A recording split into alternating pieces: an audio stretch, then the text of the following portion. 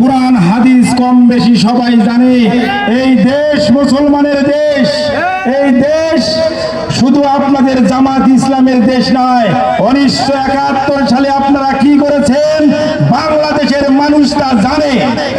কিন্তু সেই দিন বাংলাদেশ ভাগ করা মানে পাকিস্তান আর পূর্ব পাকিস্তান ভাগ হয়েছিল। সেই দিন আপনারা বাংলাদেশের পক্ষে না থেকে অন্য পাকিস্তানের পক্ষে আপনারা কাজ করেছেন, আমাদের মা বোনের ইজ্জত হরণ করেছেন।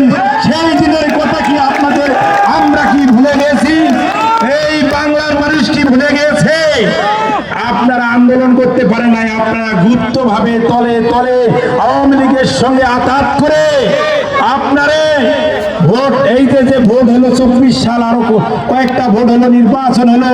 এই নির্বাচনে আপনারা তলে তলে আঘাত করে নৌকা মার্কার ভোট করেছেন।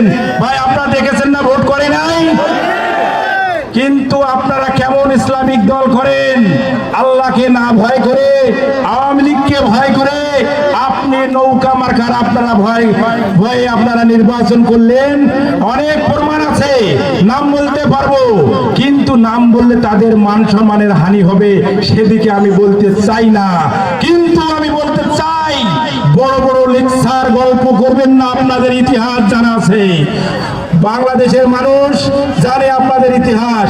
1971 সালের মহান মুক্তিযোদ্ধার মাধ্যমে অর্জিত গণতন্ত্রকে চলে বলে কেউ যদি আবারও হত্যা করার চেষ্টা করে, বাংলার মানুষটা দাঁত ভাঙ্গা জবাব দিবে ইনশাআল্লাহ। আপনারা সাবধান হয়ে যান, ভালোভাবে কথা বলুন, রাজনীতি করেন। কিন্তু বিষয় হচ্ছে, আমি কিছুদিন আগে থেকেই দেখতেছি আমার এলাকায় এই মসজিদগুলোতে যেইভাবে আমাদের ইমাম সাহেবেরা কথা বলতেছেন। আরে ভাই আপনারা তো ইমাম সাহেব, ওই গ্রামে সব দলের লোক আছে, আপনি একটি দলের এজেন্ডার হয়ে বক্তব্য দিবেন, কথা বলবেন, কোথায় সে অধিকার কোন হাদিস কোরআনে আছে আপনি দেখাতে পারবেন না। এই সমস্ত কথাবার্তা বলবেন না, আমি অনুরোধ করব। আপনারা বলুন, নামাজের কথা বলুন, হজের কথা, যাকাতের কথা বলুন, মানুষ যে সুদের কথা বলুন, সুদখোর ঘুষখোর থেকে কমে আসুক, নামাজ ধরো, নামাজ ধরলে সমস্ত কিছু মানুষ ভুলে যাবে। কিন্তু আপনারা এই যে দেখলাম নির্বাচনের জন্য আল্লাহর রাস্তায় দান করার কথা, আল্লাহর রাস্তায় ব্যয় করব এই কথা বলে লক্ষ লক্ষ টাকা হাতিয়ে নিচ্ছেন। নিয়ে কি হচ্ছে, কিছুদিন আগে আমাদের এই শালটিতে যে মামলা হয়েছিল, সেই লিস্ট ধরে আপনাদেরকে টাকা দিয়েছে, ওষুধ দিয়েছে, জাকাত দিয়েছে, সেই লিস্ট ধরে আমাদের শালটিবাসীর মামলা হয়ে ক্যান্সারে পরিণত হয়েছিল। সেই সময়ে আপনারা জামাত ইসলামের পরিচয় দিতে পারেন নাই। আমরা বিএনপি করে আপনাদেরকে জামিন করেছি। আমি একটা কথা বলতে চাই, এর আগে একজন দাঁড়িপাল্লা মার্কায় নির্বাচন করেছিলেন অ্যাডভোকেট আব্দুল সালাম। গোলাম রসুল সাহেব যে মৃত্যুবরণ করেছে, আল্লাহ আমাকে গোলাম রসুল এবং গোলাম মোস্তফা এবং জামাতের কয়েকজন ভালো মানের আলেমদের সঙ্গে আমাকে জেলখানায়, আমি ওনাদের সঙ্গে ছিলাম, কিন্তু ওনাদের মতন ভালো মানুষ আমার জীবনে আমি কোথাও দেখিনি। কিন্তু আমার সৌভাগ্য হয়েছিল সেই জেলখানার মধ্যে, কিন্তু সেই লোকগুলো আজকে আর নাই।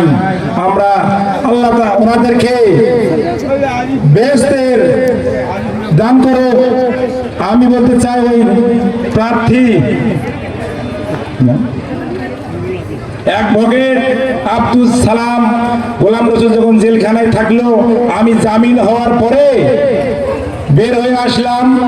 2 দিন পরে জনাইডাঙ্গার আরিফ ভাই সহ আমরা ওই কোর্টে গেলাম, যা দেখি গোলাম রসুলের জামিন হয়েছে 300 টাকার জন্য।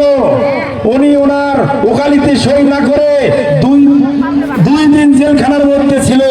কিন্তু উনি তো জামাত ইসলামের একজন প্রার্থী ছিল, ওনার মেয়ে এখনো আছে, ওনার জামাই এখনো আছে, আপনারা জিজ্ঞাসা করবেন।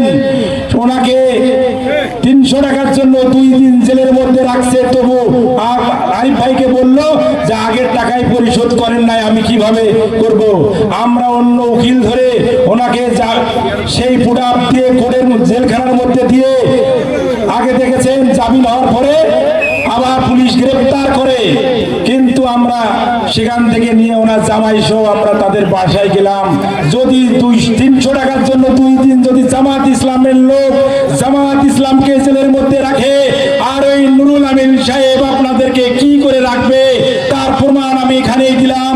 তার জামাইদের আর মেয়েদের ছেলেদেরকে জানে দেখবেন ঘটনা সত্য কি মিথ্যে। তার মেয়ে মনিরা এখনো আছে, জানতে পারবেন। সবসময় ওই মনিরাই যোগাযোগ করেছিল।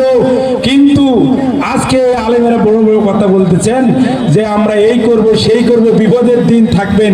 ইসলামের নামে এই ব্যবসা করবেন না, অনুরোধ করব। আরো বলবো, এই শালটিবাসীতে কোনো প্রকারের অন্যায় জুলুম অত্যাচার মানুষকে বিভ্রান্ত করবেন না। সুন্দরভাবে আপনাদেরকে আমরা শত্রু মনে করি না, আপনাদেরকে আমরা একজন নির্বাচিত প্রতিপক্ষ মনে করি। কিন্তু আপনারা ভালোভাবে সুন্দরভাবে যেন আমার এই পরিবেশ এই ইউনিয়নে কোনো প্রকারের ঝামেলা ছাড়াই আমরা নির্বাচন করে আমরা যেন সুষ্ঠুভাবে দেখাইতে পারি যে চৈত্রিকলের মানুষ বিশৃঙ্খল নয়, সুশৃঙ্খল। এটা যেন আমরা দেখে দিতে পারি। আমি জামাত ইসলামের ভাইদেরকে বলি এবং আমাদের দলীয় ভাইদেরকে বলি, কোনো প্রকারের হট্টগোল যেন আমাদের চৈত্রিকলের মাটিতে না হয়, এটা আমরা প্রমাণ করে দেখা দিতে চাই। এই বলে আমার বক্তব্য শেষ করলাম। আমি সাইফুল ভাই আমার কিছুদিন আগে মামলা হলে জামিন করাইছে, কিন্তু সমস্ত লোকজন জামিন করেছে। সাইফুল ভাইকে ভোট দিলে আমরা মন্ত্রী পাবো, ভেন্ডাবাড়িতে আমরা থানা পাবো, আমরা রাস্তাঘাট ব্রিজ কালভার্ট আর উন্নয়নমূলক কাজ পাবো। এই যে দেখেছেন যে মাঠে বসে আছেন, 17টি বছর চলে গেল। এই মাঠটা হচ্ছে চৈত্রকলা ইউনিয়নের মধ্যে সবচেয়ে সেরা মাঠ।